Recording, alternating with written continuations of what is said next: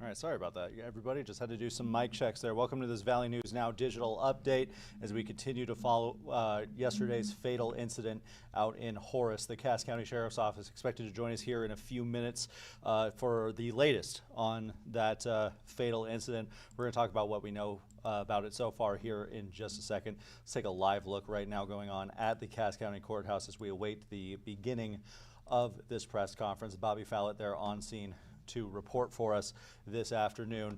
We're going to see what new information we get as this situation continues to develop and the investigation remains ongoing by the Cass County Sheriff's Office. But I'm going to pull up our information from yesterday so we can go over what we know so far. We do know that there was an arrest in this fatal incident that happened in Horace yesterday. A 21-year-old man arrested in connection with a fatal shooting that occurred yesterday morning out in Horace at an apartment building in Horace near some schools, some child care centers, near a clinic, a heavy traffic area there. Derek Lobo was taken into custody, transported to Cass County Jail following the incident happened shortly before 8 a.m. yesterday, according to the Cass County Sheriff's Office. The victim, a female who appeared to have died from a gunshot wound, has not been officially identified by authorities yet. The Sheriff's Office said it will not release the woman's name at this time. That was the last update we got. We'll see what happens when this press conference begins here in a little bit. Lobo's facing charges of reckless endangerment with extreme indifference and a dangerous weapon, child neglect, parental care, FTA warning, driving under suspension, and FTA warrant, possession of controlled substance, marijuana. There are potential additional charges that can be forthcoming from this incident as well. This was a scene that was developing all throughout the day yesterday. We had a couple different reporters head out that way to cover what was going on there. You got to see some of it live right here on Valley News Now. This news conference was supposed to start at 1, so we are a little bit over, but not by too much. We're going to keep this live feed going here, looking at the Cass County Courthouse as we await the beginning of this press conference so we can learn more information about exactly what happened. The latest update we received from the Cass County Sheriff's Office on our newscast last night was that there was still a lot of information to sort through. Sheriff Jesse Johnner telling us yesterday on scene that they were still working to figure out a lot of details of exactly what happened on this incident. They were keeping things pretty locked down for a while to prevent people from going in and out of the building and possibly contaminating the crime scene there. Again, for those of you just joining us, what we're waiting on now is the press conference from the Cass County Sheriff's Office at the Cass County Courthouse, the latest on what is believed to be a fatal shooting that occurred Wednesday morning in Horace. We do know that somebody was taken into custody for that, a man named Derek Lobo, taken into custody and transported to the Cass County Jail following this incident happened shortly before 8 a.m., according to the Cass County Sheriff's Office. The victim, a female who appeared to have died from a gunshot wound, that's the official wording in the press release from the Cass County Sheriff's Office, has not been identified at this point by authorities. They said at that time they weren't going to release the woman's name. We're going to see what happens here in this press conference as we await the beginning of that. Again, the charges that Lobo's facing right now at this point are reckless endangerment and child neglect. He also had a couple FTA warrants listed on there as well. We'll see what other charges may be forthcoming from this incident. They did mention that there are potential additional charges. So now we wait and see what happens there. Again, I have the Facebook Live open as well, so anybody that may have any questions that we can answer, feel free to put them in here in the chat, and we'll be able to respond to those as they become available for anything we can respond to. But no, we're continuing to wait for the start of this press conference with the Cass County Sheriff's Office. A lot of question marks on this incident yesterday. Of course, the biggest factor was, I'm getting word from Bobby Fallett on the scene. It looks like we're waiting on another media entity to get there at this point. So we're going to go, according to Bobby Fallett, our reporter live at the scene right now of this upcoming press conference. So we'll give him a few more minutes. But yeah, like I was saying, yesterday there were a lot of question marks at this scene, even from the Sheriff's Department. Jesse Johnner telling us on scene yesterday that they still were awaiting to figure out quite a few details of exactly what happened yesterday morning that led to this fatal, what has appeared to be a fatal shooting incident. We do know that a woman appears to have died from a gunshot wound, was the exact verbiage of the Cass County Sheriff's Office. We'll see what further details we get on that as we wait for this press conference to continue.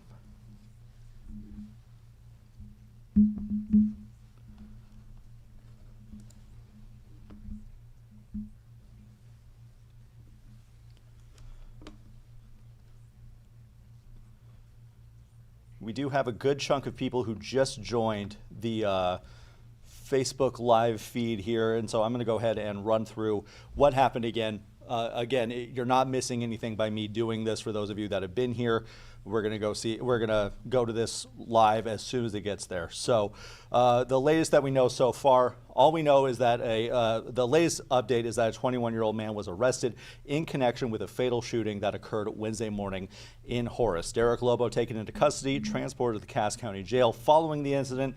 That one happened shortly before 8 a.m. according to the Cass County Sheriff's Office. The victim, a female who appeared to have died from a gunshot wound, has not been identified by authorities at this point. We'll see if they identify her in this upcoming press conference here. It looks like there's some motion anyway. We'll see what goes on at the courthouse as we await the beginning of this here. But that's the information we know so far. Again, hoping to get more information from this press conference. Here, some more updates. Right now, Derek Lobo facing charges of reckless endangerment and child neglect.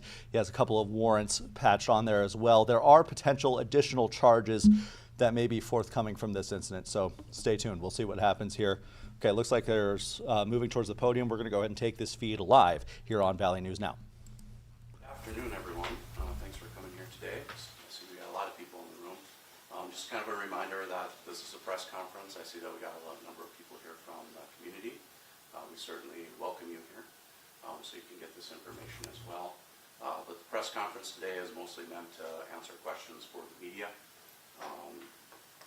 as we proceed. So before I start, I want to introduce some people up here with me today. I've got Tim with Sanford Ambulance. I've got Chief Chris Mahoney from Southern Valley Rescue. I've got State's Attorney Kim Hedwig up here, and Christy Ross, who is our Cass County Coroner. As we also get started here, I want to make sure that I mention that our thoughts and prayers are with the family of the victim in this very difficult time.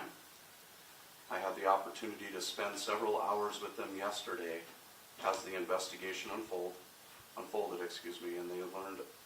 and as they learned of the passing of a daughter, a sibling, a sister, and a friend. They are a great family, a large family, most of who are at the scene yesterday during this tragic event, and just as we all would be heartbroken, upset, sad by losing someone in this manner, someone who meant a lot to us, they feel the same way and are searching for answers as to why this happened. I ask that we please keep them in mind this afternoon as we go over this information and this release. On November 5th, 2025, at approximately 7:53 a.m., the Cass County Sheriff's Office was dispatched to 7994 Jacks Way, apartment 310, for an unknown disturbance. Prior to our deputies arriving, we received additional information that a male caller had contacted dispatch and stated something to the effect that it was unknown if she was hurt. We, law enforcement, dispatch, did not know who the caller was referring to at that time. Dispatch remained on the line with the caller. However, the caller did not relay a lot of information to them regarding the situation or the extent of the injuries. The dispatcher, however, could hear in the background a male yelling for help. Because it was relayed that someone may be hurt, and the fact that dispatch could not determine the extent of the injuries from the caller, Southern Valley Rescue and Sanford Ambulance were dispatched to the scene. Around this time, dispatch started to receive additional reports from additional callers about an unresponsive female with injuries. Deputies, along with Southern Valley Rescue, were first on the scene at the apartment and found a female lying in the hallway with a suspected gunshot wound. 2 residents had initiated life-saving measures and upon our arrival, Southern Valley Rescue and Sanford Ambulance began assisting with those efforts. And just real quick, I want to commend those residents for reacting and trying to help the victim. I've spoken with both of them this morning to check on them, to thank them and to see how they're doing. This was obviously very traumatic for them. They were both sisters and exceptional people who just wanted to help however they could, and they were not looking for any recognition. And so we're not going to mention their names this afternoon. Unfortunately, as we all know, life-saving measures were unsuccessful and the female was pronounced deceased at the scene. The victim has been identified as 23-year-old Sakina Khadi. Again, our condolence and prayers go out to the family. Our initial responding deputy conducted a safety sweep of the apartment to ensure that no one else was injured inside. Upon conducting that safety sweep, a 2-year-old child was located inside the apartment. The 2-year-old child was not injured. As all of this was occurring, dispatch was receiving additional calls from surrounding businesses, one of those from a local clinic that relayed to them that there was a male individual who came into the clinic asking for help. He told them that there was possibly a gunshot wound victim. The male stayed at the clinic for a short period of time, and then it was reported that he was running down the street yelling. Around this time, our deputies, not knowing exactly how this person was involved or the circumstances regarding the medical that we were initially dispatched to, contacted the Horace School to advise them of the situation so they could determine potential school safety measures. This was done at 8:07 a.m. And again, the reason that we did that was because of the close proximity to the situation and the unknown circumstances that we were coming across as we responded. The individual who had gone to the clinic to report the incident and who was running in the street was detained by our deputies. That individual has been identified as 21-year-old Derek Lobo, the individual we had notified media of last night, who was arrested for the reckless endangerment and the child neglect charges. There was also 2 warrants at the time that individual was arrested on as well. At this time, the investigation remains very active and ongoing. I know yesterday I mentioned in an earlier live release that I had done that we were planning to do a yesterday afternoon press conference. I apologize that we weren't able to meet that for you. Our staff didn't clear from the scene last night until approximately 6:05 p.m. and I didn't want to hold a midnight press conference. I mean, by the time we would have put the information together and things of that nature, would have been fairly late. So I apologize for that. I appreciate everyone's patience and us being able to get you this information today. I want to assure everyone that we will continue to work diligently until we feel we have done a complete and thorough investigation so we can provide answers to the victim's family and to our Horace community. I want to thank Southern Valley Rescue and Sanford Ambulance for their assistance in responding to the scene. I want to thank the North Dakota Bureau of Criminal Investigation for their assistance in helping to map out the scene by the use of their Leica crime scene camera, a piece of equipment that we currently do not have that we needed assistance from them. I want to thank the Cass County Coroner's Office, excuse me, and the Cass County State's Attorney's Office for their collaboration in the investigation, both of who assisted at the scene. So they both had staff out there. That's important to our investigation.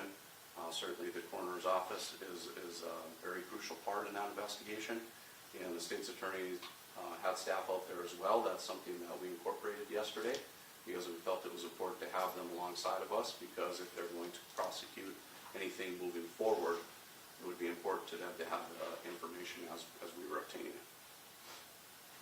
And finally, I want to thank all of my staff who responded and continue to work diligently through this investigation. To the residents of Horace, I want to thank those who have helped provide information as we have worked through the investigation. I also want to appreciate the city's help. See that we have some city members here today, Mayor and City Administrator. I want to appreciate you for your support as we moved through that yesterday. Finally, as this investigation continues, if anyone has any information on what they feel could assist us as we move forward, I would ask that you call 701-241-5844. 701-241-5844. And with that, I would open it up for questions to the media. Sheriff Johnner, and Yes. everyone here, thank you for being here. Bobby Fallon, Valley News Live. What do we know about Lobo's background? We know that there were a few warrants out for his arrest. What exactly, in what capacity, was he known to law enforcement? We do not have a lot of information on his background. I think that he had recently moved to the area over the past few years, so we do not have a lot of that information. Yes, Tasha. What was a relationship with the victim, with Lobo? Yes, so the relationship was that they lived together, they resided together in a boyfriend-girlfriend type relationship. Was that their child? The child belongs to Mr. Lobo. Ryan McNamara, Yep. WDA1 News. You spent 8 hours on the scene, I guess. What was required of you during those 8 hours? So the scene was very obviously chaotic when we first arrived there. We were trying to, as I went through the information here, kind of a lot of the information from the dispatch, calls for service. There was a lot of pieces of information that were coming into us, and the situation was rapidly evolving. And so we had a number of people who witnessed things, saw different things, and so it obviously takes a while to get there, number one, and start those life-saving measures. And then once that's done, make sure or continue to make sure that the scene is safe. As I mentioned, we did the safety sweep through the apartments to make sure that no one else was injured. And then after that, it's really slowing the scene down and trying to identify witnesses, people who may have seen things, and we had a number of people that did have pieces of information. So it takes time to get people assigned to work through and gather that information. We also want to make sure that we do a thorough investigation around the immediate area to look for any types of surveillance video and things of that nature that could facilitate or help us through that investigation. So there's a number of pieces and assignments that we had to work through to make sure that we could maintain the integrity of the case and move forward with the investigation. Was it clear at all during that time whether the child was in the same room when the scene started? Yeah, so when we did the safety sweep of the apartment, the deputy that did that came across the child in there. It was in very close proximity to fire line. Criminal charges been filed against Lobo with regard to this incident? Just the ones that I mentioned right now. They have been filed? I hadn't seen any. Just the ones that I mentioned with the reckless endangerment. And And, that is yep, with regard. yep, yep. So he's being held on charges, however, we haven't filed formal charges yet. Yep. And reminder, he's innocent until he's proven guilty. And we expect that formal charges will be filed at some point in time, but we want to make sure that we are fully reviewing the entire investigation to make sure that we get it right. Just really quick on that, can we possibly expect, I just want to make sure those get in here, sorry, possible homicide charges? Do we have an idea of what kind of felony, misdemeanor, what exactly all the charges will be when they are filed? I won't speculate on that at this point in time. We still have a lot of information to get through. And like I said, I want to make sure that when we issue charges that they are the appropriate charges. Is there any more you can share on that scene, I believe, at that clinic that he went into, what witnesses said? Not really, because of the ongoing investigation at this time. I'm still working through some of that information. So, Really, are you able to clarify who exactly made the 911 call? Was it somebody in the apartment? Was it Sakina? Do we know where that call came from? well, there were several calls that came into dispatch in emergency type fashion. If I remember correctly, there are 4 different ones. One of them came from the apartment. So. And that individual that was detained, are they still in custody? Is this the person that you arrested, or is this another individual? Yep, good question. So no, that is the person that we initially detained on scene, which ended up being Mr. Lobo. And is still in custody, obviously, at Cass County Jail. Do we know by any chance if there was some type of argument or fight that took place before the shot was fired? And with the weapon that was used in this, did Lobo own that gun? Yep, so we would not be able to comment on those things at this time. That call into dispatch from the apartment, they weren't sure if it was a man or a woman's voice on the other end. Yeah. Yes, it appeared to be a male's voice. Spelling of the victim's name? Yes.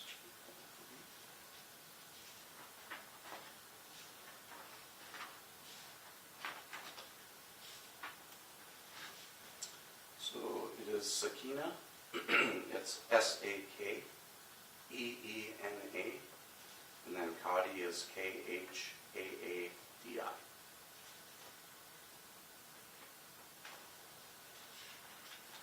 Sure, Turner. Yes. By any chance, are you able to elaborate a little bit? We were hearing from some people of the community, when it came to a Cass County alert, some of them got it, some of them didn't in this situation. Can you elaborate a little bit on that, if an alert did go out involving the situation? Yeah, that's an excellent question. So an alert did go out. I sent it out, not personally, but I gave the information personally to dispatch to send it out. And we use the Everbridge platform for that. The reason that some people might not get that is they might not be signed up to receive Everbridge notifications. So we always encourage our residents to make sure that they sign up for that. It's not something that just happens. You do actually have to go in and sign up for those things. It was the actual old code red alert system.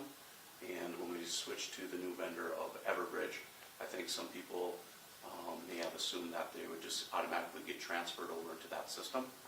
Some people did, but not everyone did. So we would always remind people to make sure that they would go in and just verify that they're signed up, because in a situation like this, we're not going to have enough resources to go to every business right away as we're trying to work through the information, because our number one priority is to make sure that everyone is safe in the immediate vicinity, right? We might not have enough resources to go door to door to alert people. So we rely on that Everbridge system to send out a notification to all the residents in that area, because that's a faster notification to us. And so ways that people can sign up for that is to go into our Cass County government site, casscountynd.gov. There's an alert button in there. They can click on that alert button system and enter their information to that. So, yes. You mentioned earlier you moved to the area a few years ago. Social media and some web articles indicate that they went to high school in the area. Or are you coming up? I have not reviewed any social media information, and I'm not familiar with that. It's very possible that our investigators could. But there's a lot of information coming in right now, and we have a lot of investigators assigned to different assignments. And so someone may have that information. I just don't have that readily available to me up here right now. Can I just maybe clarify, you guys were discussing not being ready to apply homicide or anything quite yet.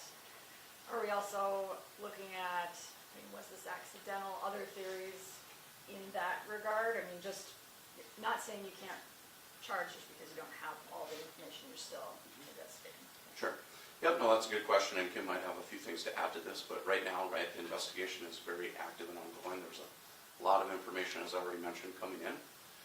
We just want to make sure that when we're looking at potential charges, that we have the information to support that, right?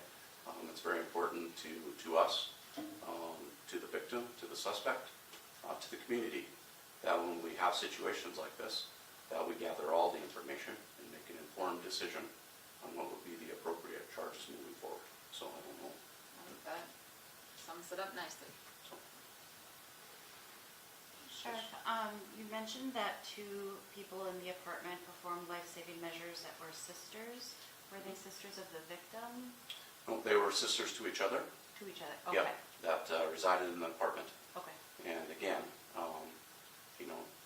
not everyone will jump into a situation like that. It's very traumatic, very stressful. And, they immediately responded and began those life-saving measures. Like I mentioned, I spoke with them today. Just number one, check in with them, see how they're doing. They mentioned to me that they're still trying to process everything, but they were glad that they were in a position where they could render aid and do whatever they could to try to help the victim. And so we're very appreciative of that. And I'm guessing Chris and his team, Chief Mahoney and his team are as well, because when they got there, those had been started. That makes the transition for them when they get on scene a little bit easier to kind of determine what's been done already to that point, and then what they need to proceed forward with to try to save this person's life. So. Sheriff, because Horace is such a tiny community, it's not like Fargo, it's not like a big city. Some workers who are close by to that apartment complex said that they didn't expect this kind of incident to ever happen really in Horace. What would you like to really say to residents who, they hear about this and they're just wanting to go about their day, try to transition back into normalcy, try to get through this period? Sure, that's a good question, right? Because anytime that we have something like this where a number of law enforcement resources show up to an area, investigate a situation that's rapidly evolving, where there was loss of life, that would make anyone, I think, that lives in a neighborhood wonder what's going on in their neighborhood, right? And so what I would mention as far as everything that we know right now is this is isolated to the group of individuals that we've mentioned today. We don't think that there's anything outside of that. But I would always remind all of our citizens in all of Cass County that on a day-to-day basis, all of us should be aware of our surroundings. We should be vigilant and pay attention to things going on around us so that we can react if we need to, because we never know when something's going to happen. None of us do. And not that everyone should walk around and be paranoid by any means, but we always want to make sure that we're paying attention to things and that we're able to react to any situation that anyone could come across at any time. But as far as any further violence down in that area, we don't have any indication that that would be the case. Again, we believe that everything is isolated to this particular incident that we're looking into. Sean with Unquestionable.com. You mentioned the two sisters that were performing life-saving measures first were in the apartment hallway. Is that for the building or the hallway of the unit? The hallway of the building.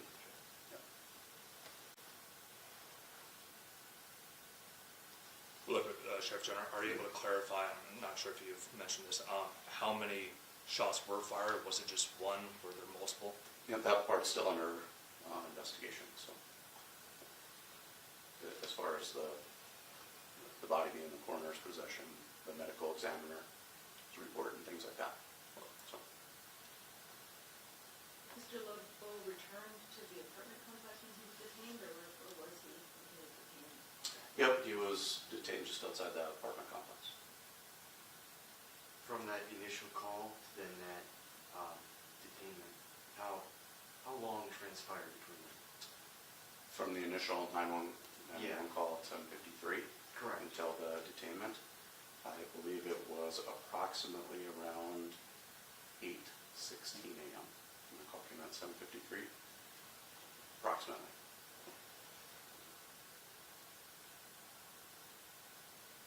Can you comment on knowing the time of death between those times and before or after?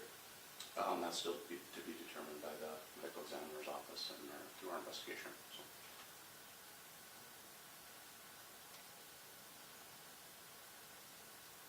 Any other questions for anyone?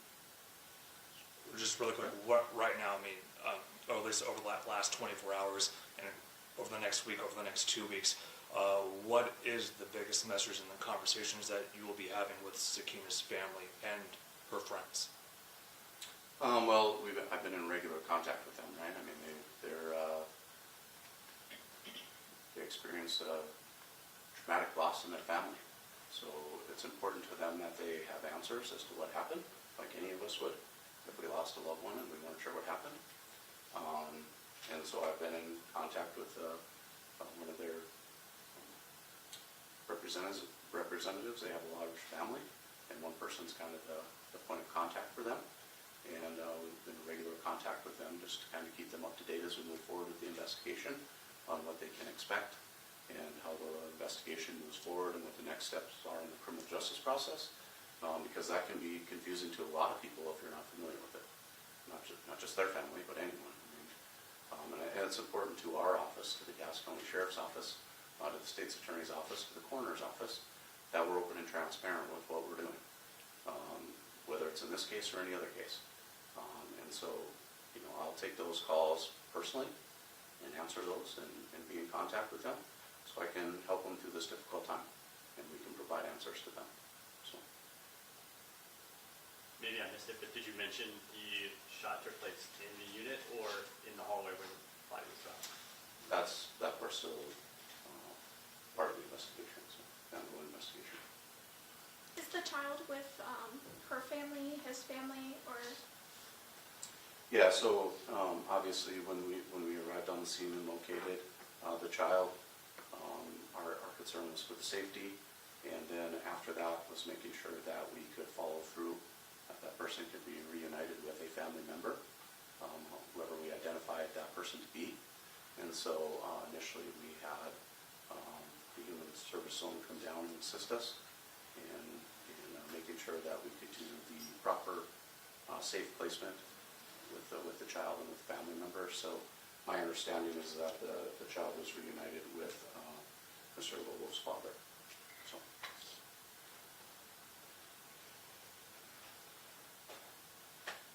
My question would be for one of the attorney's office. Are the charges right now, or at least there was a warrant for Lobo out there in the Cass County system? Is that right now what is currently filed, that warrant, is that enough to potentially hold him in the Cass County jail until charges from this incident can be formally filed? So I believe that the warrants that he had outstanding, were for driving under suspension and marijuana possession. Right now,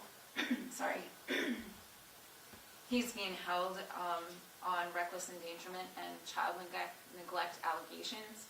He will be seen by a judge tomorrow, likely on a probable cause finding.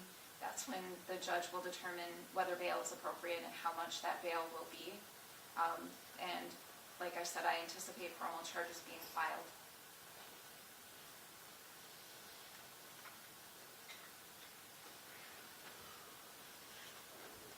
Any other questions from our media partners?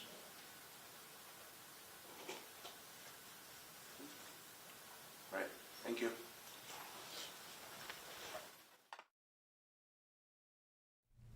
All right, there we go. The latest on this investigation into this fatal incident in Horace, straight from Cass County Sheriff Jesse Johnner. Let's talk a little bit about what we learned from this press conference. Of course, some of the details were things that we had reported on yesterday, but we'll go ahead and talk about what Jesse Johnner told us today that is new as far as further details on this incident.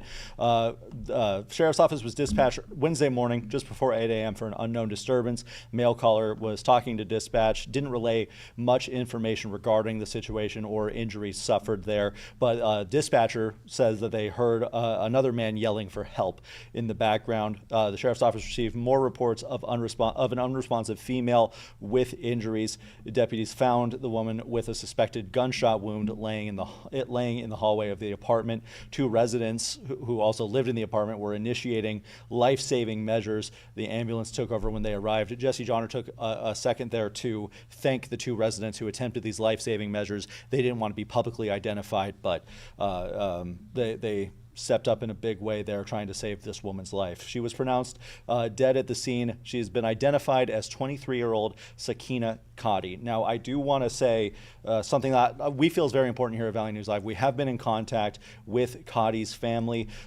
They have asked, out of respect for their religious beliefs, not to share her picture, and we're going to honor that request here at Valley News Live. Now, a safety sweep of the apartment was conducted, and they found a 2-year-old child unharmed inside. Jesse Johnner did say that that child was located in close proximity to the firearm there. A clinic reported a man had come in asking for help for a possible gunshot wound victim. and a nearby school was contacted as well to initiate some possible lockdown procedures there. This investigation is still very active from the Cass County Sheriff's Office. Staff didn't clear the scene until after 6 p.m. yesterday, according to Jesse Johnner. They're going to continue to work to provide answers to the victim's family and the community of Horace. Anyone with any info, please call the Cass County Sheriff's Office if you have any information on that. That's all the time we have for this Valley News Now update as we continue to follow this developing situation for this tragic incident out in Horace. We're going to keep you posted with all the details as soon as they become available. But for now, from Valley News Now, I'm Devin Fry.